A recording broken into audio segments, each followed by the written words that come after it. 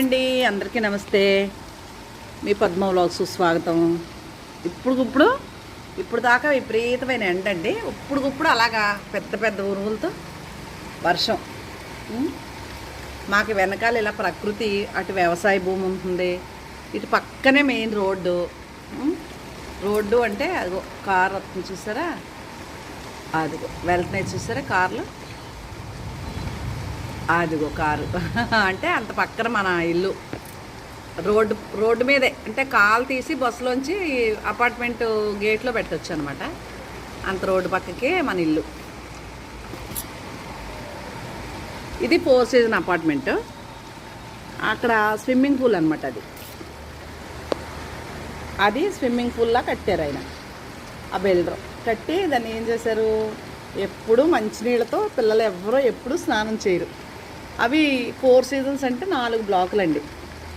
అవి మళ్ళీ మా క్షత్రియుల గోత్రాలతో వశిష్ఠ, ధనంజయ, కౌండిన్య అలాగా గోత్రాల పేర్లు పెట్టి, కశ్యప కౌండిన్య గోత్రం ఇది, వశిష్ఠ ఒకటి ఉంది, ధనంజయ ఒకటి ఉంది, అలా గోత్రాల పేర్లు పెట్టారు 4 ఫ్లాట్స్కి. అంతా బాగానే ఉంది. ఈ స్విమ్మింగ్ పూల్ ఎందుకు కట్టారంటే బిల్డర్ తెలివితేటలు. ఇవి అపార్ట్మెంట్లు స్టార్ట్ చేసి 2008-9 ఆ ప్రాంతంలో స్టార్ట్ అయింది. అది 4 సీజన్స్. 7 నుంచి 9 లోపు కొన్ని కంప్లీట్ అయినాయి. మంద కూడా 6 నుంచి 9 లోపు 3 సంవత్సరాలు ఎలా అయినా పడతాయి కదా పూర్తిగా. మాది 2008 మనం కొనుక్కుని ఇల్లు ఇది. అందులో కొందామా అనుకున్నాం మేము కూడా, ఎందుకంటే ఆ స్విమ్మింగ్ పూల్ చూసి సరదాగా ఉంటుందని. ఒక్క పెట్టుండరండి అక్కడ ఎప్పుడు. ఎందుకు, అది బిల్డర్ తెలివితేటలకి ఏంటంటే, అప్పట్లో భీమవరం అంటే కొంచెం పల్లెటూరు టైపే, అంటే అన్ని బంగారాలు బట్టలు ఇదంతా టౌనే కానీ పల్లెటూరు టైపు. అయ్యి బాబాయ్, మా భీమవరంలో ఇంత మంచి స్విమ్మింగ్ పూల్ కూడా కట్టేసి అంత అపార్ట్మెంట్స్ ఉన్నాయనేసి కొత్తగా అపార్ట్మెంట్లు కొనుక్కునేవాళ్ళు. అప్పుడులో కాస్ట్ ఎంతండి, 15 లక్షలు, 16, 20 లక్షల లోపు.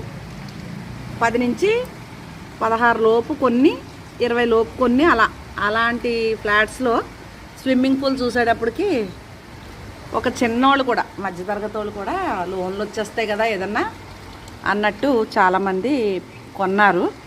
ఆ స్విమ్మింగ్ పూల్ ఏ రోజు బాగు చేయించరు. పాకుడు కట్టేసి వర్షం నీళ్ళతోటి నల్లగా అయిపోయి, అంటే ఫంగస్ వచ్చేసి అంత వరస్ట్గా ఉంటాయి, వాటర్ వాసన వచ్చేసేలాగా. ఈ వెనకాల మాకు ఖాళీ సైట్ ఉంది, ఇది కూడా అంతే. ఇది 3-4 కలిపంట. వీళ్ళు కూడా ఎవరికి అమ్మరు, కొనుక్కోరు. ఓకే, బాయ్ అండి, హాయ్ అండి, బాయ్.